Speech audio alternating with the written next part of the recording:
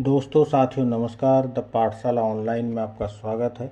आज फिर हम एक नई कहानी के साथ आपसे जुड़े हैं। आज की हमारी कहानी है अमृता प्रीतम द्वारा रचित लटिया की छोकरी। इस कहानी का मुख्य उद्देश्य समाज के हाशिए पर रहने वाले लोगों और उपेक्षित नारियों के जीवन के यथार्थ को सामने लाना है। यह कहानी यह भी संदेश देती है कि हर व्यक्ति को इंसानियत की नज़र से देखना चाहिए। समाज द्वारा ठुकराए गए या नज़रअंदाज किए गए पात्रों के आंतरिक जीवन व संघर्ष को यह कहानी उजागर करती है और इसके साथ ही रूढ़िवादी सामाजिक ढांचे में औरतों की पीड़ा और उसके अस्तित्व के दर्द को संवेदनशीलता के साथ टटोलती भी है। यह कहानी यह भी संदेश देती है कि हर इंसान को, विशेषकर कमज़ोर और शोषित और आदिवासी लोग, अपनी निजी अस्मिता और आदर के हकदार हैं। कहानी शुरू होती है। पार्वती ने जब डोली में से पैर उतारा, सबसे पहले उसके ससुर ने रुपयों की थैली में उसका हाथ डलवाया। फिर उसकी सास ने सोने की अंगूठी उसे मुँह दिखाई दी। फिर उसके देवर ने उसे सफ़ेद मोतियों की अंगूठी घूंघट उठाई में दी और बाकी सगे संबंधियों ने अपने अपने संबंध के अनुसार 5-5 या 2-2 रुपये उसकी मुट्ठी में दिए। देशराज की बारी आधी रात के करीब आनी थी। सुहाग की सेज पर बैठी पार्वती सोच रही थी कि उसके ससुर ने उसका घर में स्वागत कर उसे बहू बना लिया था। उसकी सास ने उसका मुंह देखते हुए उसे घर का सिंगार कहा था। उसके देवर ने उसके रूप को सराहते हुए उसे फूलों जैसी भाभी कहा था और सगे संबंधियों ने उसे चंदन की डाली कह कह कर प्रशंसा की थी। अब वह सोच रही थी कि अगर देशराज उसका मुंह देखकर उसे अपने मन में उतार लेगा तब ही यह सब कुछ सार्थक होगा, नहीं तो यह सब कुछ निष्फल जाएगा। देशराज ने बड़ी कोमलता से पार्वती का घूंघट उठाया और नज़र भरकर उसके मुंह की ओर निहारते हुए धीरे से कहने लगा, पारो। जिस कोमल आवाज में देशराज ने पार्वती को पारो बना दिया, पार्वती का तन मन पूर गया। उसने पल के झपक कर देशराज के मुंह की ओर देखा। देशराज के मुंह पर एक गहरी तसल्ली थी। उसने कोट की जेब से एक तस्वीर निकाली और पारो की झोली में डालकर कहने लगा, तुम्हारी मुंह दिखाई। पारो तस्वीर की ओर देखती की देखती रह गई। यह एक भरपूर जवान लड़की की तस्वीर थी। लड़की के बदन पर एक छोटी सी चोली थी और लांग वाली धोती बंधी थी और बालों में फूलों के गुच्छे टंगे थे। लड़की के मुख पर रूप का ज्वार था और यह रूप जंगली फूलों जैसा था। पारो को क्षण भर के लिए ऐसा लगा जैसे उसका दिल धड़कने से रह गया हो। दूसरे क्षण देशराज ने पारो को उसके दिल की धड़कन लौटा दी। कहने लगा, यह चारू की तस्वीर है। मैं सोचता था अगर तुम्हारा मुख उतना ही सुंदर हुआ जितना मेरे मन में बसा हुआ है तो मैं चारू की तस्वीर तुम्हें मुंह दिखाई में दूंगा। और देशराज ने पार्वती को अपनी पारो बनाकर चारू की कहानी इस तरह सुनाई। एक बार हमारा हाथ बहुत तंग हो गया था। पिताजी किसी के साथ साझेदारी कर बैठे थे। अधिक विश्वास का बदला हमें यह मिला था कि घर का सारा छाप छल्ला बेचकर बाजार का कर्ज चुकाया था। लेना डूब गया था और हम रोटी के भी मुहताज थे। मेरे ताऊ के बेटे बोधराज और करमचंद पिछले कुछ सालों से मध्य प्रदेश में रहते थे। सुना था ठेकेदारी करते हैं। वे कुछ सालों में ही बड़ी असामी बन गए थे। उन्होंने मुझे लिख भेजा था कि मैं भी अगर कुछ थोड़ा बहुत पैसा लेकर उनके पास पहुंच जाऊं तो कुछ दिनों में ही घर की हालत सुधर सकती है।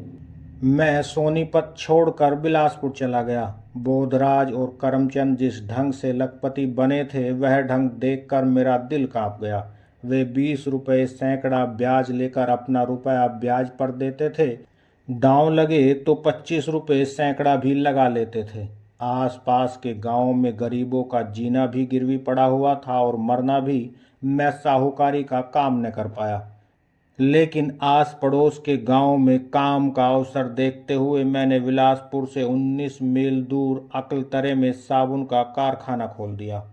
जो गांव रेलवे लाइन के पास पड़े हैं वहां के आदिवासी चाहे अपनी जंगल की आज़ादी खो बैठे हैं, फिर भी नाच गाने की आज़ादी उनकी हड्डियों में रमी हुई है। होली के दिनों में मैंने किसी से पूछा कि अगर मैं लोगों के नाच गानों की महफिल में चला जाऊं तो किसी को ऐतराज़ तो नहीं। मालूम हुआ कि किसी को ऐतराज़ नहीं था। मैं एक सांझ को गांव के उस इकट्ठ में चला गया जहां मृदंग और बांसुरी बज रही थी। स्त्रियां और पुरुष कांसे की कटोरियों में ताड़ी पी रहे थे और गा रहे थे।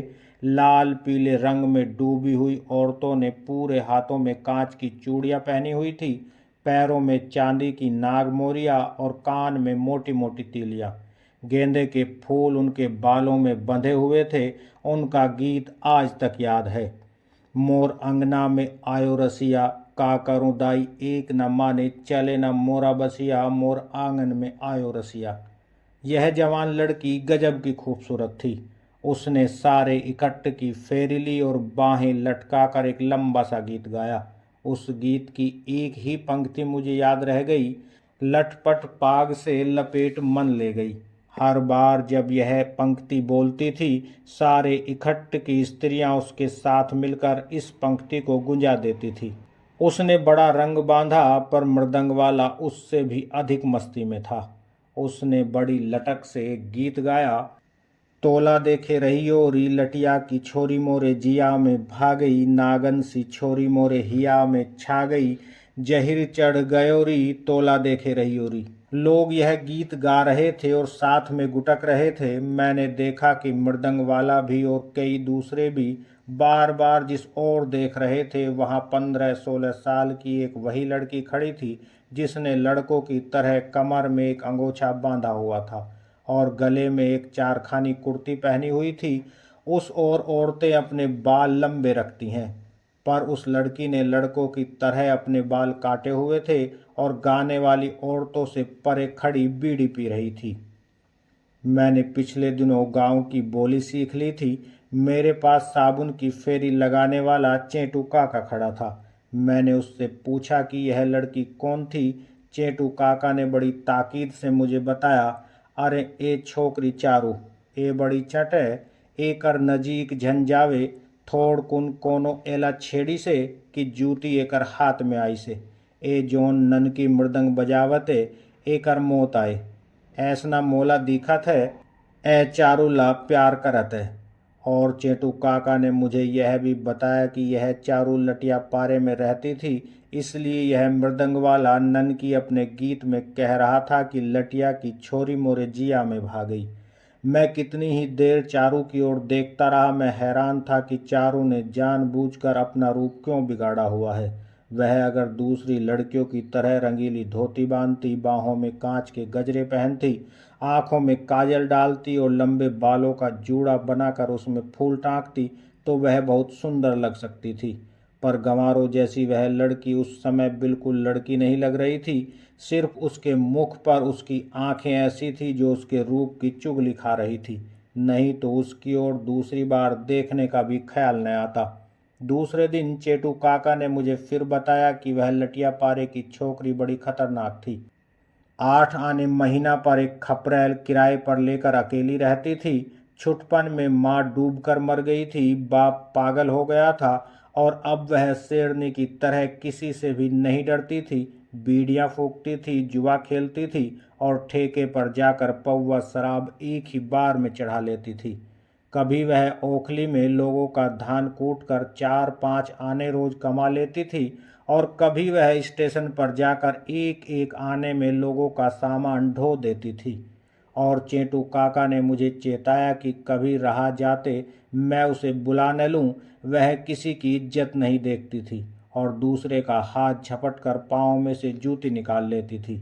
यह सब कुछ बड़ा अजीब था। मैं अक्सर बैठा बैठा चारू के बारे में सोचता रहता, कईयों से पूछताछ भी करता। सभी चेटू काका की बात दोहराते थे। वैसे होली के दिनों से जिस दिन ननकी ने वह गीत गाया था, चारू का नाम सारे गांव में लटिया की छोकरी पड़ गया था। एक दिन चारू बीड़ी पीती हुई मेरे कारखाने में चली आई और आते ही मुझसे कहने लगी, ठाकुर मोला नौकर रखवे का काम जानतस, जोन काम तय देवे। कारखाने में तो कत को काम है, पानी भरे वे, साबुन कटाई करे वे, पेटी उठावे, सब काम करी हो। 6 आना रोज मिली, मोला मंजूर है। चारू मेरे कारखाने में 6 आने रोज पर मजदूरी करने लगी। चारू को आए अभी 1 महीना भी नहीं हुआ था कि ननकी भी मेरे कारखाने में नौकरी करने आ गया। मुझे ननकी के इसका पता था, इसलिए मैंने उसे 12 आने रोज पर अपने कारखाने में रख लिया। उन दिनों औरत को 6 आने रोज और मर्द को 12 आने रोज मिलते थे। ननकी का इश्क सारे गांव में मशहूर था। मैंने कुछ दिनों बाद ननकी को बुलाकर कहा, ननकी तोर प्यार के बाद तो खूब फैले गए, अब ते चारों से ब्याह कर ले। मैंने ननकी के मन को देखने के लिए फिर कहा, का करूं ठाकुर, एकर प्यार के जहर तो मारे रुया रुया में समा गए। ननकी ने जिस समय यह उत्तर दिया, ननकी का मुख देखते ही बनता था। तोर गांव में तो एकर ले बढ़िया बढ़िया पड़े हैं, मैंने ननकी से हंसकर कहा। पर ननकी का इश्क पक्का था। बड़ी गंभीरता से कहने लगा, पता नहीं ठाकुर, ए लटिया की छोरी मोर ऊपर का जादू कर दे इसे। कई महीने बीत गए, ननकी उसी तरह बड़े सब्र से इश्क करता रहा और चारों उसी तरह ननकी से भी और गांव के और मर्दों से भी तनी रहती। एक दिन ननकी घबराया हुआ मेरे पास आया और कहने लगा, ठाकुर, ए जोन नया ठोनेदार आया से ए मोल ठीक न दिखत है। ऐसा लागत है कि कोई दिन ए कोई गड़बड़ जरूर करे। क्यों ननकी, क्या बात है, मैंने उससे पूछा। कल सांझ के चारू जब तालाब ते लौट के आत रही से तो ठोनेदार ऊकर हाथ ला धर ले से, ननकी ने मुझे बताया। फिर मैंने कुछ चिंतित होकर पूछा, फिर का चारू गुस्सा गई आउ खूब गाली दई से औन तान के एक थप्पड़ मारी से। ननकी ने जब मुझे यह बताया, चिंता तो मुझे भी हुई, पर मैंने ननकी को ढारस देकर भेज दिया। बात यह थी कि गांव में शराबबंदी हो रही थी। पहले लोग आम पीते थे, अब चोरी से पीनी पड़ती थी। लोग पुलिस वालों पर खिजे हुए थे और पुलिस लोगों पर। इन दिनों बात बात पर पुलिस वालों और लोगों में तन जाती थी। मैंने कभी चारू से पूछा नहीं था, पर मैंने गांव में से अफवाह सुनी थी कि चारू हफ्ते में एक आध बार बिलासपुर से शराब की बोतल छिपा कर ले आती थी और यहाँ आकर बेच देती थी। बिलासपुर में शराबबंदी नहीं थी। मेरा डर सच्चा निकला। एक दिन संध्या समय गांव का नया इंस्पेक्टर ओम प्रकाश 2 सिपाहियों को लेकर मेरी ओर आया, क्योंकि उसे लटिया पारे जाकर चारू की खपरेल की तलाशी लेनी थी और मुझे साथ ले जाकर सरकारी गवाह बनाना था। मुझे इंस्पेक्टर के साथ जाना पड़ा। चारू को जलती हुई आंखों से देखता हुआ वह सिपाहियों से खपरेल का चप्पा चप्पा ढूंढवाने लगा। महुए का एक पौवा मिल गया, पर बाकी परछत्ती पर सिर्फ खाली बोतलें पड़ी हुई थी। पौवे को एक झरोखे में रखकर इंस्पेक्टर और सिपाहियों ने आंगन में पड़े लकड़ियों और उपलों के ढेर में ढूंढना शुरू किया। चारू से बात करने का मुझे मौका मिल गया। उसने मेरे कहने पर एक खाली पौवे में पानी भर के शराब के पौवे से बदल दिया और बाहर उपलों के ढेर के पास जा खड़ी हुई। उपलों के ढेर से कुछ न निकला। इंस्पेक्टर ने उसी एक पौवे को संभाल लिया। रिपोर्ट लिखकर उसने मेरे दस्तखत करवाए और चारू का अंगूठा लगवाया और चारू को दूसरे दिन सवेरे 9 बजे थाने में आने के लिए कह गया। जाते जाते उसने चारू को बड़ी तनी हुई आंखों से देखा और कहने लगा, लटिया की छोकरी, अब तोला मालूम पड़ी कि आटा दाल के का भाव होते। चारू की हंसी मुझे कभी नहीं भूलेगी। वह ठहाका मारकर हंसी और कहने लगी, जा जा, तोड़ जैसा नाकत को देखे डारेया। सवेरे थाने में मुझे भी जाना था। जाकर देखा कि गांव के कुछ और मुखिया भी इंस्पेक्टर ने गवाहियां देने के लिए बुलवाए हुए थे। चारू को आने में जरा देर हो गई थी, पर वह जब आई बड़ी बेपरवाही से मेज की ओर खड़ी होकर बीड़ी पीने लगी। मेज पर इंस्पेक्टर ने अपने कागजों आदि के साथ शराब का पौवा रखा हुआ था। गांव के मुखियों से कागज पर दस्तखत करवाते हुए उसने बोतल दिखाई। बोतल को हाथ में लेकर जब एक आदमी ने हिलाया तो शराब की झाग न उठी। दूसरे ने हैरान होकर ढक्कन उतारा और उसे सूंघा। शराब की बू नहीं थी। एक आदमी को एक घूंट पिलाया गया तो उसने बताया कि यह तो निरा पानी है। इंस्पेक्टर बड़ा हैरान हुआ। ऊंची ऊंची गालियां सिपाहियों को देने लगा कि उन्होंने रात को चारू से रिश्वत लेकर शराब को पानी में बदल दिया था। इंस्पेक्टर ने सैकड़ों गालियां दी, पर अब क्या हो सकता था। बात टल गई और चारू उसी तरह बीड़ी पीती हुई थाने से सुर्खरू होकर चली गई। एक दो दिन के बाद मैंने चारू को अपने पास बुलाया और कहा, देख चारू, ते अकेले रहत असना, एकरे खातर तोर ऊपर ये सब मुसीबत आता है। मैं जानत हूँ ठाकुर, चारू ने बड़ी हलीमी से जवाब दिया। मैंने फिर उससे कहा, मोर समझ में नन की बहुत अच्छा छोकरा है, आउ तोर शिव प्यार करत है। मैं जानत हो, उसने फिर वही जवाब दिया। तय ओकर से ओ ब्याह काहे नहीं कर लेतस, मैंने उससे सीधा सवाल किया। करियो, पर थोड़ा ठहर के, चारू ने बड़ी तसल्ली से मुझे बताया।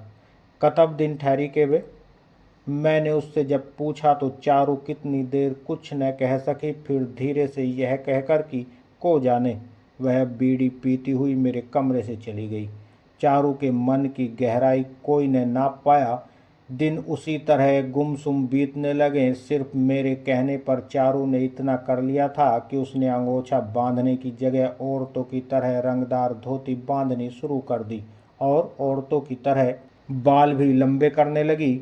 एक दिन गांव में बड़ा शोर मचा कि गांव का पुराना मालगुजार कितने ही दिनों के बाद गांव लौटा था और रात अपने खेतों की झोंपड़ी में सोया पड़ा था कि झोंपड़ी को आग लग गई। मालगुजार बीच में ही जल मरा था। चेटू काका ने मुझे विस्तार से बताया। अरे ओ मानसिक मालगुजार रही से ना, जो उन गांजा के चिलम में अफीम डाल के नशा करत रही से, आज रात के ऊकर झोंपड़ी में आग लग गए, उई में बेचारा जल मरी से। लोग कहते थे कि सठियाए हुए बूढ़े ने शायद रात को चिलम में अफीम की डली अधिक डाल ली थी, जिससे नशे में चिलम उसके हाथ से छूट गिरी थी और उसकी खाट को आग लगती लगती पूरी खपरेल में लग गई थी। फिर धीरे धीरे यह खबर भी चल निकली कि रात को मालगुजार ने अपने किसी आदमी के हाथ चारू को अपनी झोंपड़ी में बुलवाया था और उस पर जबरदस्ती हाथ डालना चाहा था। यह सारे गांव को मालूम था कि अगर कोई चारू को हाथ डालना चाहे तो उसका क्या असर होता था। लोग कहते थे कि चारू ने जरूर उसे अपनी जूती से पीटा होगा और झोंपड़ी से भाग गई होगी। बूढ़े को उसी की आह लग गई थी, इसलिए वह रात को दैवी आग से जल मरा था। चारू से पूछने की किसी की हिम्मत नहीं थी। मैंने भी कुछ न पूछा। तीसरे दिन पूर्णिमा थी। पूर्णिमा के दिन नन की दौड़ता दौड़ता मेरे पास आया। उसकी सांस फूली हुई थी। कहने लगा, ठाकुर साहब, आज मोर मन खूब खुश हैं। को जाने लटिया की छोकरी के मन में का आई से कि मोला बुला के आपन मुँह ले मोर संग ब्याह करे बर कही से। सच मैं ननकी की तरह खुश भी हुआ और हैरान भी। सच ठाकुर साहिब, मैं तो तुमन ला न्योता दे बर आए हो आज रात के चारू तुमन ला आपन घर में खाए पिए बर बुलाई से। ननकी ने मुझे कहा और मुझसे दिन भर की छुट्टी लेकर चला गया। मैंने उपहार के रूप में चारू के लिए एक रंगीली धोती खरीदी और रात को उसके घर चला गया। चारू की खपरेल में ढोलकी बज रही थी। खपरेल के दरवाजे में बहुत से फूल टांगे गए थे और बरामदे में चावल पक रहे थे। रायतों की जाति में और दूसरी छोटी जातियों में विवाह की कोई रस्म नहीं होती। लड़का लड़की के हाथों में कांच की चूड़ियां पहना देता है, बस विवाह हो जाता है। ननकी की माँ, रायतों की 3-4 और स्त्रियां और गांव के 2 मुखिया इस दावत में आए हुए थे।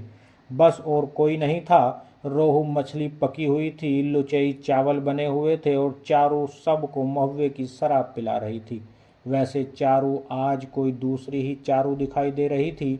उसने पीले रंग की कुर्ती पहनी हुई थी, लाल रंग की धोती बांधी थी, हाथों में कांच की चूड़ियां और शीशे के गजरे पहने हुए थे। माथे पर बिंदी और बालों में मोंगरे के फूल गुथे हुए थे। रायतों की स्त्रियां और गांव के मुखिया जब खा पी कर विदा हो गए तो मैंने शराब की बोतलों की ओर देखकर चारू से पूछा, चारू, तोला डर नहीं लगे जो ऊपर ले थानेदार आ जाए तो? चारू के मुख पर पहले रूप ही चढ़ा हुआ था, अब एक और चमक आ गई और वह बिजली की तरह चमक कर बोली, अब मोला थानेदार कभी तंग करो से तो मैं उला वहीं जगह भेजूँ जहाँ माल गुजार गए से। मैं भौचक्का रह गया। मेरी तरह ननकी का मुंह भी खुला का खुला रह गया। ननकी बोल न पाया। मैंने ही चारू से पूछा, सच बता चारू, माल गुजार ला तही मारे अस? मैं काबर मीर ओ उकर पाप ई मोरी, चारू तमक कर बोली। ओ तोला छेड़ी रही से, इस बार ननकी ने चारू से पूछा। चारू ने दांत पीस कर जवाब दिया, ओ बुढ़ाऊ के का हिम्मत रही से जैस मोला छेड़तीस। फिर मैंने और ननकी ने हैरान होकर पूछा। ओ मोर दाइला मरवाए रही से। चारू के मुख पर रोष का एक नया रूप चढ़ गया। तोर दाइला मेरे मुख से निकला। चारू ने हाथ में पकड़ी हुई शराब की कटोरी एक ओर रख दी और अंगड़ाई लेकर कहने लगी, मोर दाई गाँव भर में सबसे खूबसूरत रही से, माल गुजार के मन खराब हो गई से। मोर दाई ऐला खूब डांटो से। आओ एक दिन जब मोर दाई कुआले पानी भरत रहा से, तो ए आपन कोनो आदमी के हाथ उला कुएं में धकेल दई से। मोर दाई मर गए, ए दुख में मोर दादा पागल हो गए। मैं आपन मन में कसम खाए रहियो कि अपन दाई के बदला चुका के छोड़ियो। चारू यही खातिर ते ब्याह नहीं करत रहे अस। ननकी ने चारू की बाह अपने हाथ में पकड़ ली और उससे गर्व से पूछा।